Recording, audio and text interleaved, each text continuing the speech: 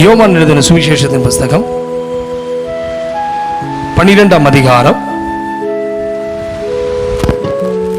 யோவான் 12ஆம் வசனத்திலிருந்து பாருங்க, வாசிமா.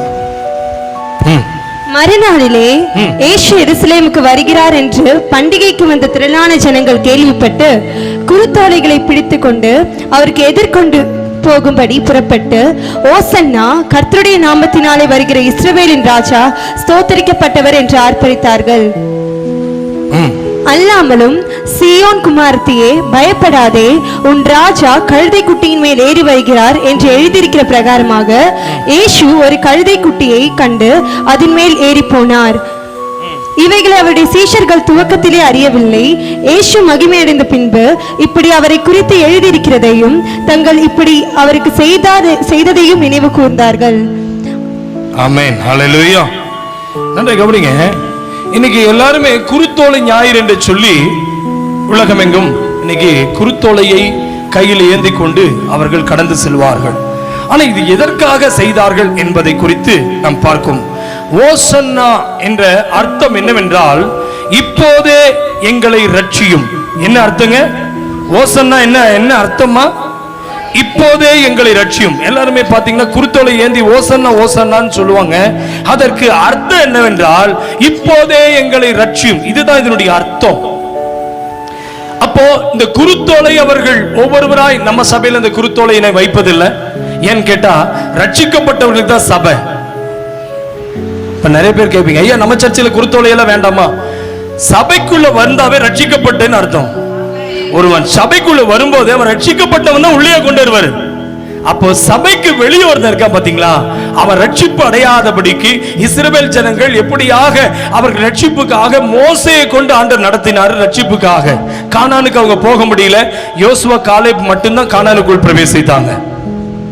இயேசு கிறிஸ்துவினுடைய சிலுவை மரணத்துக்கு முன்பாக, இயேசு அந்த சிலுவை பாடுகளுக்கு முன்பாக இயேசுவை பார்க்கும்போது மக்கள் அந்த குருத்தோலை ஏந்தினவர்களாக இயேசுவுக்கு அந்த கழுதை குட்டியின் மேல் ஏறி வரும்பொழுது, எல்லாருமே கழுதை மேல் ஏறி வரும்பொழுது, நல்லா கவனிங்க, எல்லாருமே சேர்ந்து ஓசன்னா ஓசன்னா என்று சொன்னார். அப்படின்னு என்ன அர்த்தமா?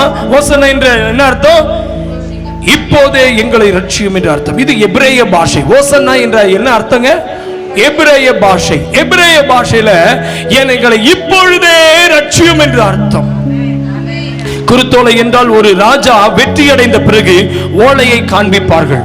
இந்த குருத்தோலைன்னா என்ன அர்த்தம்னா, ராஜா வெற்றி அடைந்ததுக்கு அப்புறம் அதை எப்படி நம்ம ஊர்ல பிளாக் காமிக்கிறாங்க. ஜெயிச்சதுக்கு அப்புறம் நீங்க பாருங்க, இந்தியா ஜெயிச்ச உடனே என்ன பண்ணுவாங்க? இந்தியாவுடைய கொடியை தூக்கி காமிக்கிற மாதிரி ஒரு கட்சி ஜெயிச்ச உடனே அந்த கொடியை, வெற்றி கொடியை காண்பிப்பதை போல இந்த குருத்தோலையை எடுத்து எதற்காக அவர்கள் சுமந்து காண்பிக்கிறார்கள் என்றால், எதை? குருத்தோலை என்றால் ராஜா வெற்றி அடைந்த பிறகு ஓலையை காண்பிப்பார்கள். நான் சொல்கிறேன், நம்முடைய ராஜாவாகிய இயேசு கிறிஸ்து சிலுவையிலே வெற்றி அடைந்தார் என்பதற்கு இன்றைக்கு அடையாளமாக சிலுவையை காண்பிக்கிறார், குருத்தோலையை காண்பிக்கிறார்கள். நீங்களும் நானும் ஆண்டவர் இந்த குருத்தோலை அல்ல, உங்களையே ஆண்டவர் வெற்றி சின்னமாய் வைத்திருக்கிறார். ஹல்லேலூயா. ஆகினால் தான் சங்கீதக்காரனாகிய தாவீது 118ஆம் சங்கீதத்தில் பார்க்கும் பொழுது, சங்கீதம் 118ஆம் சங்கீதம் வசனம் 24 முதல் பாருங்க. இது கர்த்தர் உண்டு பண்ணின நாள், இது கர்த்தர் உண்டு பண்ணின நாள், இதிலே களி கூர்ந்து மகிழ கடவோம், இதிலே களி கூர்ந்து மகிழ கடவோம். கர்த்தாவே ரட்சியும், கர்த்தாவே ரட்சியும், கர்த்தாவே காரியத்தை வாய்க்க பண்ணும், கர்த்தாவே காரியத்தை வாய்க்க பண்ணும். அல்லேலூயா. ஆமென். 26, கர்த்தருடைய நாமத்தினாலே வருகிறவர் ஸ்தோத்திரிக்கப்பட்டவர், கர்த்தருடைய ஆலயத்திலிருந்து உங்களை ஆசீர்வதிக்கிறோம். அல்லேலூயா. நன்றாக கவனிங்க. பழைய ஏற்பாட்டிலே தாவீது ராஜா தன்னுடைய சங்கீதத்தில் எழுதும்போது, கர்த்தாவே இது கர்த்தர் உண்டு பண்ணின நாள், இதிலே களி கூர்ந்து மகிழ கடவோம். அல்லேலூயா. நன்றாய் கவனிங்க. ரட்சிப்பதற்காக இயேசு இந்த பூமிக்கு வந்தார். எதற்காக இயேசு வந்தார்? பாவிகளை ரட்சிக்க இயேசு இந்த பூமிக்கு வந்தார். இன்னைக்கு எல்லாருக்கும் இதை தெரிந்து கொள்ள வேண்டும். குருத்தோலையை பிடித்துக் கொள்வது விஷயம் அல்ல. ஆனால் இன்றைக்கு இயேசு வந்தது ஆமென் ஜாதியை மாற்ற, ஆமென் ஆமென் குலத்தை மாற்ற அல்ல.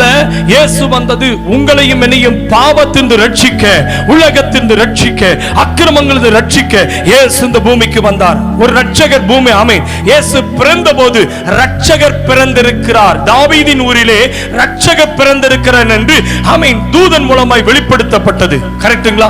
தாவீதின் ஊரில் ஒரு ரட்சகர்.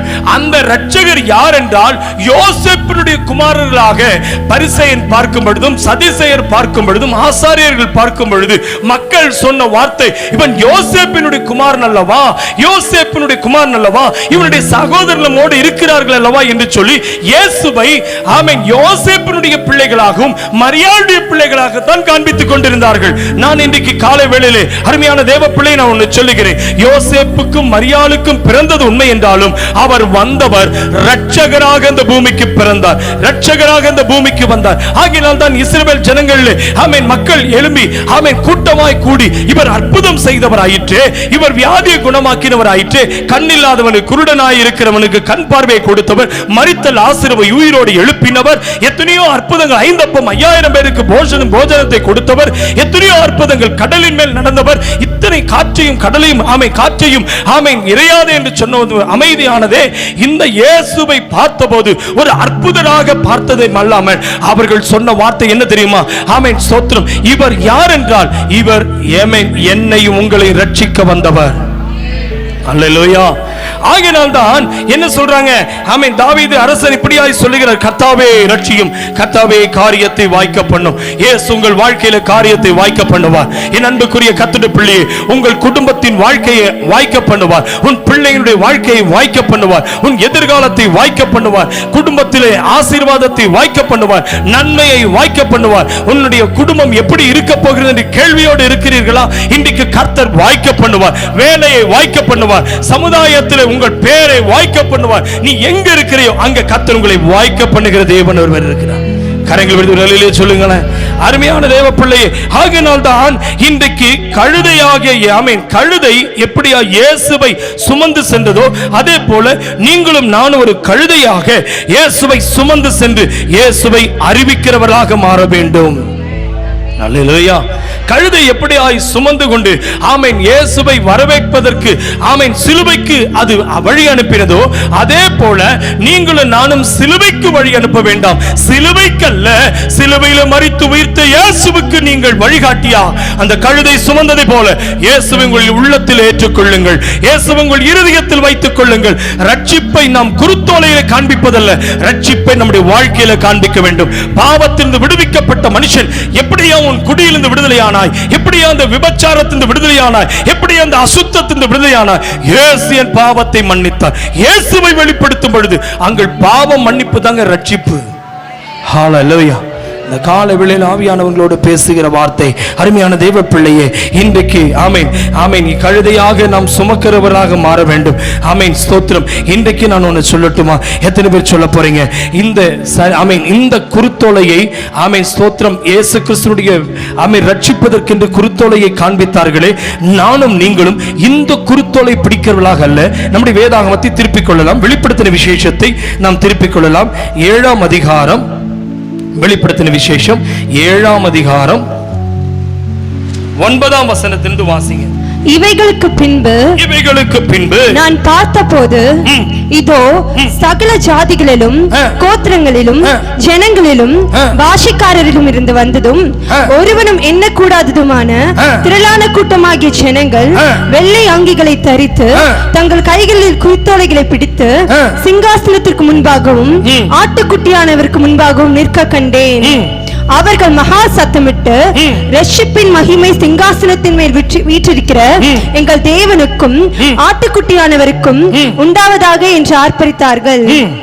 தூதர்கள் யாவரும் சிங்காசனத்தையும் மூப்பர்களையும் 4 ஜீவன்களையும் சூழ நின்று சிங்காசனத்துக்கு முன்பாக முகங்குப்புற விழுந்து தேவனை தொழுது கொண்டு, ஆமென், எங்கள் தேவனுக்கு துதியும் மகிமையும் ஞானமும் ஸ்தோத்திரமும் கனமும் வல்லமையும் பலனும் சதா காலங்களிலும் உண்டாவதாக, ஆமென் என்றார்கள். அல்லேலூயா. இவ்வளவுதான் சத்தமா? பைபிள் சொல்லுகிறது. ஆமென். இயேசு கிறிஸ்துவினுடைய சிலுவை மரணத்திற்கு முன்பாக, இயேசுவினுடைய மரணத்துக்கு முன்பாக இயேசுவை வழி அனுப்புவதற்கு குருத்தோலை ஏந்தி நின்றார்கள் என் பைபிள் சொல்லுகிறது. இவர்களா நீங்கள் இந்த வெளிப்படுத்தின விசேஷத்தில் வாசிக்கப்பட்ட இவர்களா? இவர்கள் யார்? அவர்கள் யார்? அவர்கள் ரட்சியும் கர்த்தாவே ஓசன்னா என்று சொல்லி ரட்சியும் என்று கேட்டார்கள்.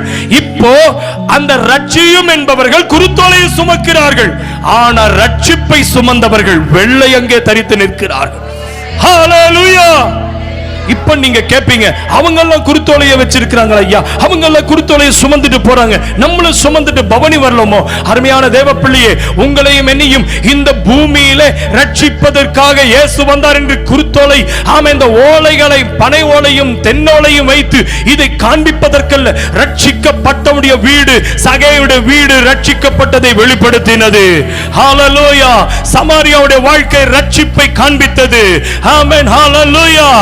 பாவத்தை விட்டவன் ரட்சிக்கப்பட்டவன், அவன் பாவத்திலிருந்து மன்னிக்கப்பட்டவன், ரட்சிக்கப்பட்டவன். அவனுக்கு அடையாளம் அவன் வாழ்ந்த வாழ்க்கை தாங்க அடையாளம்.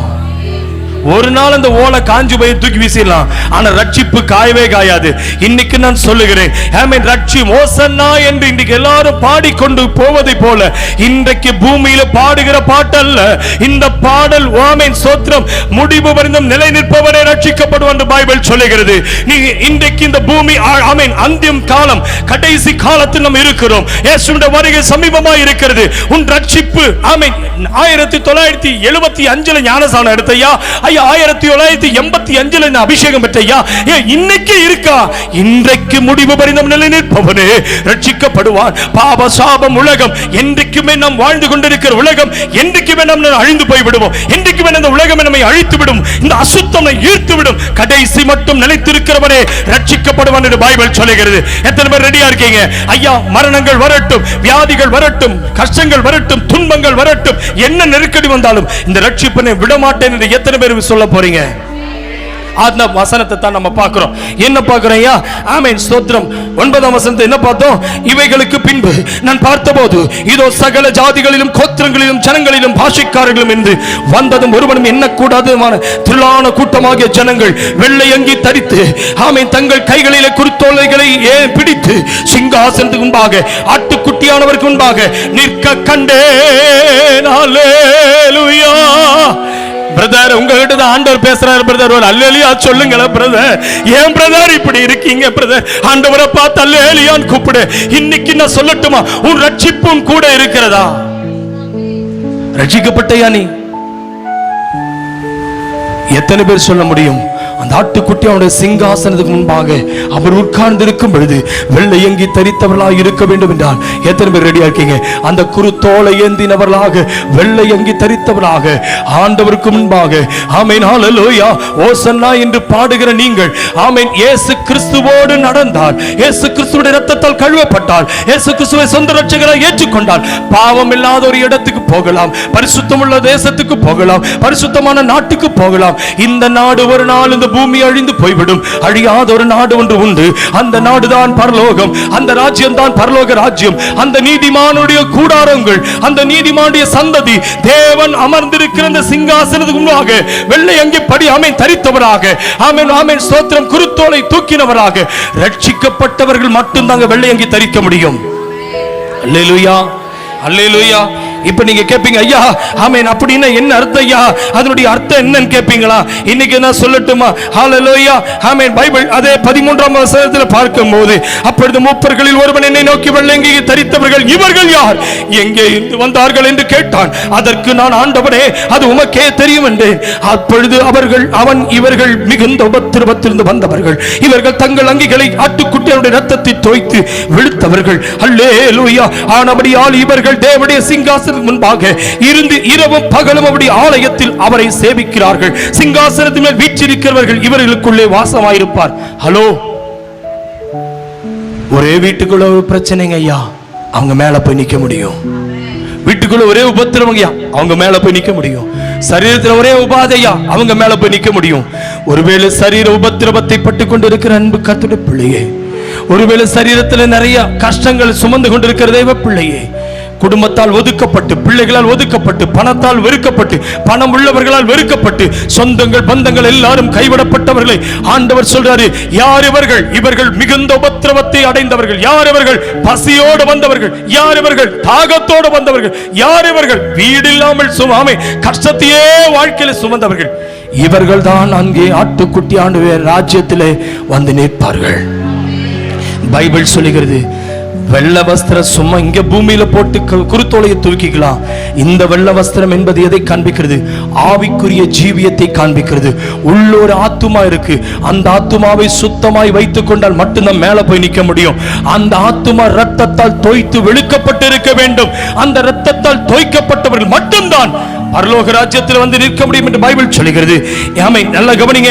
ஆமென். ஸ்தோத்திரம். ஆனபடி அவர்கள் தேவனுடைய சிங்காசனத்துக்கு முன்பாக இரவும் பகலும் ஆலயத்தில் அவரை சேவிக்கும். ஹலோ ஐயா, ஞாயிற்றுக்கிழமை தோறும் சர்ச்சுக்கு வாங்க வாங்க இந்த ஊழியக்காரன் கூப்பிட்டு என்ன தொந்தரவு பண்றான்னு நினைக்கிறீங்களா? பிரதர், பாட்டு பாடு, அல்லேலூயா சொல்லு, ஆராதனைக்கு வா, ஆமென், வெள்ளை ட்ரெஸ் போட்டு வா, கைகளை தட்டு, வெள்ளை ட்ரெஸ் போட சொல்லி ரொம்ப டார்ச்சர் பண்றேன்னு நினைக்கிறீங்களா? எதுக்கு இதெல்லாம் பிராக்டிஸ் தெரியுமா? ஒரு கவர்மெண்ட் டிரைவர் நீங்க போய் பாருங்க. பஸ் டிரைவர் என்னைக்காவது யூனிஃபார்ம் இல்லாம கலர் ட்ரெஸ்ல வருவாரா? தீபாவளி பொங்கல் நாள் மட்டும்தான் மஃப்டியில வருவாரு. மற்ற நாள் எல்லாமே அவருக்கு ஒயிட் அண்ட் அவர் காக்கி சட்டையில தான் காணும். அவருக்கு எந்த கவர்மெண்ட்ல எந்த ஒர்க்கில் இருக்காங்களோ அந்த யூனிஃபார்ம் அவங்க போட்டு தான் ஆகணும். இன்னைக்கு சொல்லட்டுமா, ஒருவேளை அவங்க ட்ரைனிங்ல இருக்காங்க வைங்களேன், ஒருவேளை மிலிட்டரி ட்ரைனிங், ஒருவேளை போலீஸ் டிபார்ட்மெண்ட், ஒருவேளை அவன் கப்பல்ல வேலை செய்வதற்கு, மாலுமியா போவதற்கு, அவன் எந்த வேலை செய்யறானோ, இப்போ சொல்றேன், எல்போர்ட் போட்ட பெரிய பெரிய பஸ் ஓட்டுற டிரைவருக்கு போறவங்களும் கூட அவங்க கலர் ட்ரெஸ்ல போட்டு அவங்க டிரைவிங் ஸ்கூலுக்கு போக முடியாது. கவனிக்கிறீங்களா? அவங்க எந்த யூனிஃபார்ம்ல வண்டி ஓட்டணுமோ அந்த யூனிஃபார்ம் போட்டு, எந்த ஷூவை போடணுமோ அந்த ஷூவை போட்டு தான் அவங்க ட்ரெயின் பஸ்ல கூட எடுக்கணும். ஒரு 4-5 பஸ்ஸுக்கு டிரைவர்லாம் உட்கார்ந்து இருப்பாங்க. ஆமென். லெஃப்ட்ல ஒரு ட்ரெயினர் உட்கார்ந்து இருப்பாரு. அவர் யூனிஃபார்ம் போட்டு உட்கார்ந்து இருப்பாரு. இந்த டிரைவர் காக்கி சட்டை போட்டு உட்கார்ந்து இருப்பாங்க. பின்னாடி வர டிரைவர்ஸ் எல்லாம் உட்கார்ந்து இருப்பாங்க. இப்போ சொல்ற 5 பேர் 10 பேர் உட்கார்ந்தா அத்தனை பேர் அவங்க யூனிஃபார்ம் உட்கார்ந்து இருப்பாங்க. நான் ஒன்னு சொல்லட்டுமா? எதுக்கு தெரியுமா?